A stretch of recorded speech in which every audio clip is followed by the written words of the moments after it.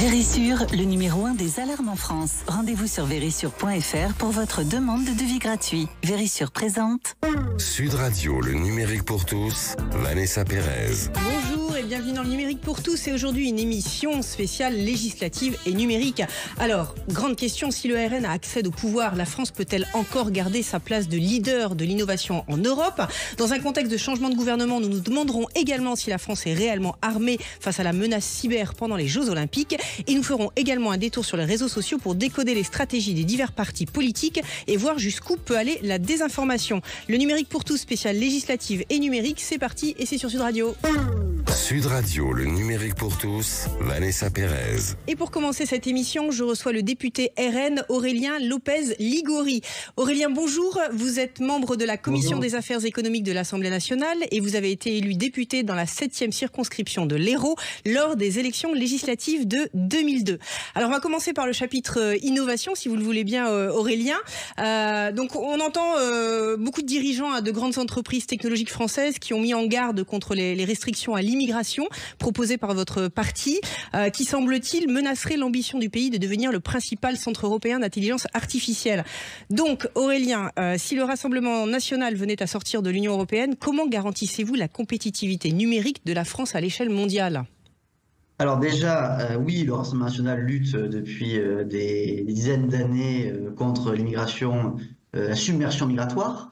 Par contre, qu'il y ait des quotas d'immigration pour des codeurs, pour des data analystes, pour des spécialistes de l'intelligence artificielle, ça pose aucun problème. Que je sache, on fait rentrer à peu près la ville de Bordeaux tous les ans en immigration légale et illégale, et c'est pas ce qui a permis à nos fleurons de la tech d'embaucher et d'avoir le nombre d'employés dont ils ont besoin. Il y a toujours un problème aujourd'hui à aller chercher des data analystes, il manque des spécialistes du cloud, il manque des codeurs, il manque de tout. Et c'est pas l'équivalent de la ville de Bordeaux en immigration légale et illégale par an qui a changé les choses. Donc nous, les quotas d'immigration sur ces sujets, il n'y a aucun souci là-dessus. Mais question pour bien comprendre, on dit souvent... oui. Ça va prendre quelques milliers de personnes par an, il n'y a pas de problème à ça. On dit souvent, Aurélien, que pour permettre aux startups de passer à l'échelle, il faut qu'elles pensent leur marché au niveau européen dès le départ. Est-ce qu'il y a une contradiction avec votre programme ou l'Europe accueillera bien volontiers l'expansion de ces startups européennes? Non, pour le coup, pas du tout. Nous, notre principe sur l'Union européenne qu'on met en avant, c'est la subsidiarité, qui est le principe de base de l'Union européenne, en fait. À la création, le principe de subsidiarité était l'Europe dans sa diversité, etc. Qu'est-ce que ça veut dire? C'est tout simplement ce qu'on doit faire au niveau européen, on le fait au niveau européen, ce qu'on doit le faire au niveau national, on le fait au niveau national, etc. Et on considère que sur le numérique, parce qu'il y a des effets de seuil dans le numérique, parce que il y a plus de 400 millions d'Européens qui sont branchés à Internet, parce qu'il faut de l'accumulation de données pour faire du deep learning, etc., etc., le sujet numérique doit être pris au niveau européen. Donc il n'y a aucune contradiction là-dessus. Par contre, ce qu'on met en avant, c'est que certaines règles, en particulier les règles du droit de la concurrence, empêche notre écosystème de se développer. Bon, il y a 3 règles dans le droit de la concurrence qui pour nous, doivent être réformées. C'est de 1, les règles liées à la commande publique. Il est aujourd'hui impossible pour l'État français ou d'autres États européens de privilégier leur commande publique vis-à-vis uniquement d'Européens. Parce qu'on ne parle même pas au niveau national, on dit uniquement d'Européens, ils sont obligés d'ouvrir leur marché aussi à des entreprises américaines, etc. Alors rapidement Aurélien, parce qu'on a beaucoup de questions à vous poser, donc on va essayer de faire synthétique. Après le contrôle des concentrations, donc les situations de monopole, aujourd'hui c'est interdit dans l'Union européenne, alors qu'on sait qu'il faut créer des GAFAM et donc il faut faire de la concentration. Et puis la dernière chose, c'est contrôle des investissements étrangers, de la prédation étrangère. Concrètement, alors votre parti compte encourager la recherche et le développement dans le domaine des technologies de pointe. Alors on va parler de l'intelligence artificielle. Vous avez un plan précis sur ce domaine-là? Vous avez des perspectives pour l'encourager? On voit qu'il y a eu beaucoup d'investissements qui ont été faits. Il y a aussi de grandes perspectives qui étaient prévues. Comment vous allez vous positionner par rapport à ce qu'on appelle l'IA? Alors, sur l'IA, c'est un enjeu, c'est l'enjeu du 21e siècle. Il faut comprendre que si on s'y met pas, on terminera comme ce qui s'est passé avec les Chinois qui brûlaient leurs bateaux au 15e siècle en disant que la puissance maritime, c'était pas important et qui se sont retrouvés quelques siècles plus tard avec les guerres de l'opium et en fait la colonisation. Ce qu'on risque, c'est une colonisation technologique de l'Europe. Donc, le sujet, c'est comment on fait pour que nos fleurons deviennent des géants au même titre que les GAFAM. Et ça, c'est la commande publique. Parce que commande publique, ça veut dire bon, déjà la promesse de carnet de commande, ce qui veut dire derrière des entreprises qui vont pouvoir aller lever des fonds, puisque les banques suivront, puisqu'un marché se crée. Et la dernière chose, c'est on avait dans notre programme en 2022, et on est toujours dessus, c'est la création d'un fonds d'investissement, enfin un fonds souverain, comme le fait par exemple la Norvège, avec l'épargne réglementée des Français, donc typiquement le livret A, qui pourrait être utilisé avec une stratégie vers certaines technologies, l'IA, le quantique, le spatial, et où on ciblerait ces investissements pour avoir un écosystème français qui tienne la route. Alors Aurélien, pour bien comprendre, vous prenez malgré tout une préférence nationale. On sait que beaucoup de nos données sont hébergées sur des serveurs qui sont plutôt des serveurs américains. Comment vous voyez la réglementation des données? Est-ce que vous allez maintenir justement cet hébergement à l'étranger ou alors vous allez essayer de rapatrier les choses pour gérer cette préférence nationale? Alors, il y a un sujet, c'est l'extraterritorialité. Aujourd'hui, vous avez les données des Européens, quand elles sont hébergées sur AWS, sur Microsoft, sur Google ou ailleurs, elles peuvent être utilisées, récupérées par des gouvernements étrangers. Vous avez par exemple le FISA, le Cloud Act aux États-Unis, vous avez les lois sur renseignement chinois, la Russie fait exactement la même chose. Donc, il faut se protéger. Première des choses, c'est de dire hébergement des données critiques en Europe. Déjà, ça c'est fait, bon, ça règle pas tout. Et la deuxième chose, c'est quand les données sont critiques, qu'elles soient hébergées sur des serveurs, enfin des entreprises, chez des entreprises qui ne sont pas soumises à cette extraterritorialité. Donc typiquement, chez des Numspot, chez des Clever Cloud, chez des Scalway, on a des OVH, des très belles entreprises. Mais la question, alors il y a peut-être aujourd'hui, elles sont peut-être pas prêtes à prendre ces données. Par rapport à la concurrence des GAFAM, mais toujours est-il que si aujourd'hui on ne fait pas de la commande publique, si on n'investit pas sur des entreprises, dans 10 ans, dans 5 ans, vous pouvez être sûr qu'on n'aura aucun clouder européen qui sera prêt à le faire. Et donc nos données stratégiques seront aux États-Unis, voire en Chine. On voit la Chine qui est en train de rentrer en Hongrie, qui sa porte d'entrée sur l'Union européenne. Le sujet se pose aussi avec les Chinois. Aurélien, votre homologue à l'Assemblée nationale sur le plan de l'innovation et du numérique, je pense notamment à Paul Midi, a mis en place un plan conséquent pour soutenir l'investissement dans les startups, en permettant notamment de flécher l'épargne des Français vers l'investissement. Ça a été une belle et colossale initiative. Vous allez continuer à faire fructifier cette initiative? Alors, nous, c'est ce que je vous disais tout à l'heure avec notre fonds souverain. Alors, c'est pas exactement la même chose, c'est puisque nous, c'est un fonds souverain de l'État français avec de l'épargne réglementée qui serait utilisé dans une stratégie pour développer nos startups sur des technologies. Lui, de ce que je comprends, c'est l'épargne des Français en général, donc pas uniquement l'épargne réglementée, comme le livret A, mais ça pourrait aussi aller plus loin. Et je n'ai pas de précision, mais j'ai l'impression que ça pourrait aller aussi vers les assurances-vie, ce qui n'est pas du tout notre cas, il faut être sérieux. Par contre, ce qu'il faut sur ce soutien des startups, c'est qu'aujourd'hui, la BPI, et donc France Relance, l'argent qui est dans France Relance, il y a un peu plus de 50 milliards qui sont dans ce fonds, soit utilisé sur des fonds, vers des entreprises stratégiques et vers des entreprises qui ont une importance stratégique pour nous. Vous voulez dire qu'on a mis l'argent sur des entreprises qui n'étaient pas stratégiques, c'est ce que vous évoquez?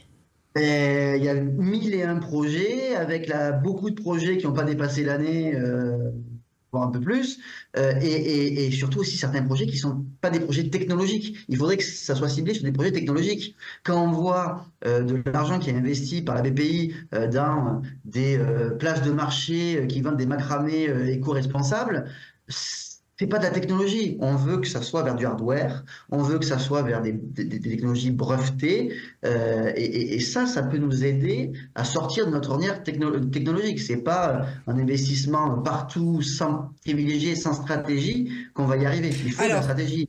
Okay. Très bien Aurélien. Alors on va passer à la question de l'éducation parce qu'il nous reste peu de temps. On a beaucoup décrié récemment l'impact du contenu des écrans sur les jeunes, avec notamment les risques de cyberharcèlement, d'exposition à des images pornographiques.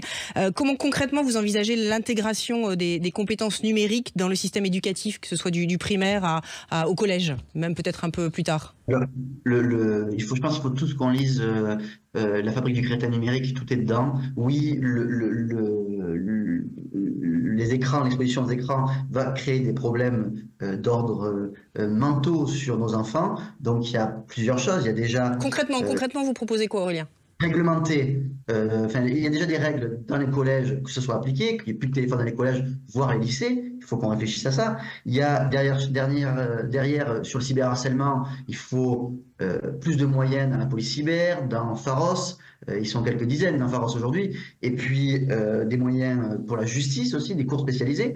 Et puis il y a une chose qui me paraît extrêmement importante, c'est ce qu'on disait dans le programme numérique de Marine en 2022, c'est d'instaurer un contrôle parental système, c'est-à-dire que quand vous achetez une plateforme, un téléphone, un iPad, n'importe, le vendeur vous demande qui va l'utiliser, on rentre sa date de naissance à l'intérieur et à la fin, les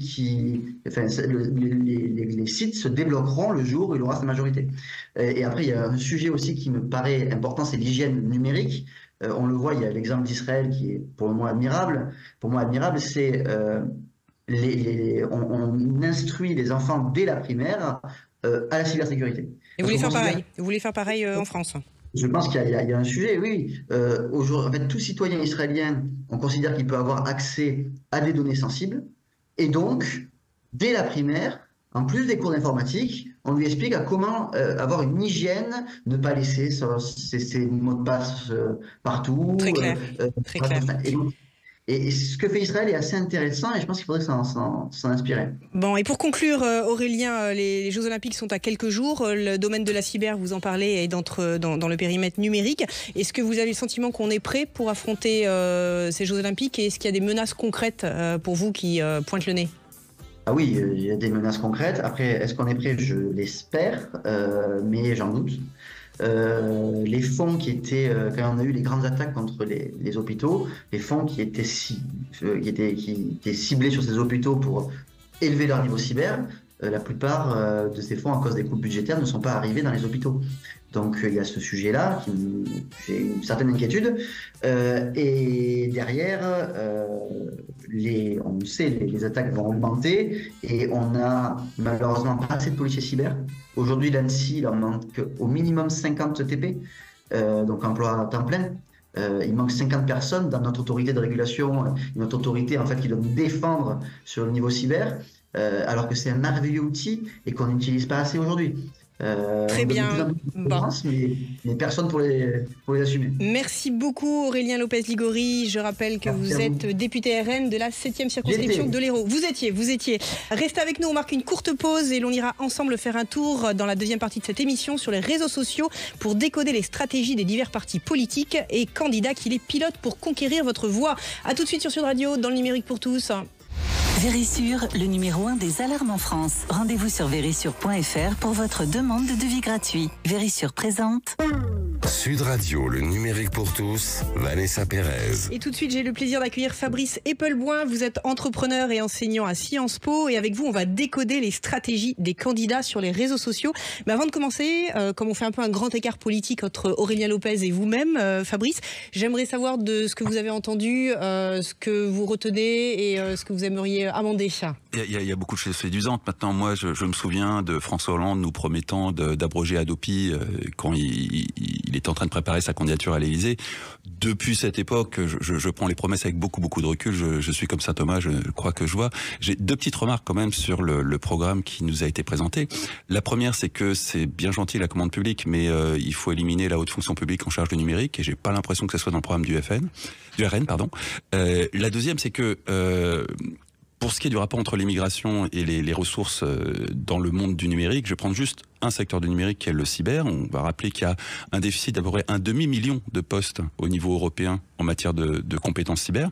Et vous pouvez faire l'expérience, si vous êtes dans une grande entreprise et que vous avez un département cyber, allez regarder à quoi ressemblent les compétences qui s'y trouvent. Vous allez voir que sans immigration, on est à poil. C'est noté. Alors Fabrice, on va passer aux réseaux sociaux. Depuis le 2012, on le sait, les campagnes électorales se déroulent de manière croissante sur Internet. Donc les législatives vont elles aussi se jouer en ligne. Quel est votre constat à ce jour sur les stratégies des différents candidats ? On est dans une situation très cocasse parce que les seuls à avoir vraiment une intelligence stratégique en matière d'utilisation des réseaux sociaux à des fins politiques, c'est LFI. Et ça date pas d'hier, ça date du front de gauche. Ils ont construit vraiment patiemment, ils ont expérimenté et ça fait 10 ans qu'ils travaillent. Et les responsables du numérique sont au plus haut niveau à l'intérieur de l'appareil. Antoine Léaumont, qui est le mastermind numérique de LFI, il est député. C'est pas juste un webmaster dans un coin. On prend ça très au sérieux depuis très longtemps. De l'autre côté du spectre politique, on a effectivement des têtes pensantes, mais qui sont dans une organisation qui est beaucoup plus floue, la fameuse fachosphère, dont les plus gros influenceurs, je pense à des gens comme Damien Rieu ou Pierre Sautarel, sont dans le camp d'Éric Zemmour. Donc ils sont un peu paumés, comme beaucoup de gens à droite. C'est pas évident du tout qu'ils fassent campagne de façon coordonnée dans les semaines qui viennent. Le RN n'a rien d'extraordinaire, ils sont à poil comme tous les autres partis politiques, c'est-à-dire qu'ils ont vaguement des webmasters, ils font de la communication digitale, mais c'est à 1000 lieues de ce que fait le LFI. Alors pourtant, on entend dire que Jordan Bardella fait un carton sur TikTok. Comment expliquez-vous cette popularité auprès d'une cible aussi jeune ? J'ai envie de dire panique morale. Oui, il fait un carton, mais ça n'est pas le résultat d'une stratégie digitale extraordinaire, c'est juste qu'il a rencontré un public. Et deux, Mélenchon fait beaucoup mieux que lui, et il a une demi-douzaine d'élus LFI qui le talonnent en termes d'influence. Parce que ces demi-douzaines d'élus LFI, ils sont accompagnés par des équipes professionnelles, rodées, intégrées au parti, qui sont expérimentés et qui ont fait ça, pas toute leur vie, mais depuis 10 ans. Alors, expliquez-nous, suite à l'annonce par Éric Ciotti de l'alliance entre les Républicains et le Rassemblement National, il y a un grand nombre de faux comptes se présentant comme d'anciens sympathisants LR qui appellent à voter pour le Front Populaire sur X, ex-Twitter. Est-ce que vous pourriez un peu nous décoder ce phénomène ? C'est du trolling et c'est du trolling très drôle. drôle. Alors pour nos auditeurs, alors c'est des comptes qui sont là pour faire rigoler aux dépens d'un adversaire, en éventuellement l'interpellant et profitant d'un quiproquo, parce que si vous êtes interpellé par un ancien militant LR et que vous êtes vous-même LR, vous allez tenter d'établir un dialogue et vous allez patauger dans un immense quiproquo entre des gens de LFI qui se foutent de votre gueule et qui sont suivis par tout un tas d'autres gens LFI et de militants qui vont se foutre de votre gueule avec tout le monde. Donc c'est vraiment une opération franchement rigolote, faite pour fédérer un camp, et fédérer un camp avec autre chose que de la haine, c'est franchement bienvenu. Ça c'est organisé depuis des années, certains de ces comptes ont 3 ou 4 ans, donc c'est pas du tout fait pour les élections, c'est fait pour battre tambour entre deux batailles. Pour vous, il faut s'attendre à, une fois de plus, des vagues de désinformation de masse. Elles ont déjà été orchestrées Alors oui et non. Oui, parce que on est dans l'ère de la désinformation de masse et depuis des années. Oui, parce que on a plusieurs personnes identifiées au sein des candidats, je vais pas balancer des noms, qui ont déjà fait appel à des psyops pour faire de la désinformation de masse sur le territoire français dans des campagnes électorales. Non, parce que y a des délais qui sont extrêmement courts.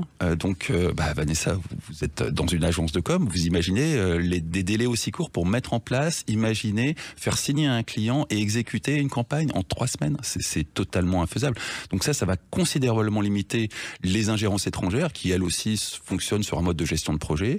Les stratégies digitales, les partis qui n'ont pas intégré l'intelligence stratégique numérique en interne et qui n'ont pas cette souplesse-là.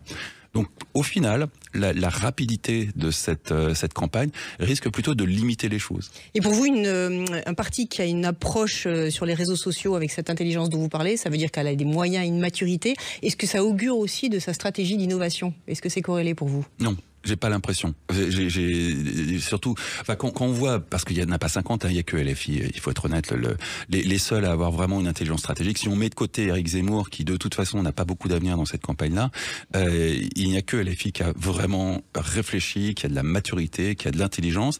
Et le problème auquel ils vont devoir faire face, c'est qu'ils sortent d'une campagne où leurs troupes ont craché sur leurs concurrents. Et leur concurrent, c'est pas le RN. Leur concurrent, c'est le Parti socialiste, c'est le Parti communiste.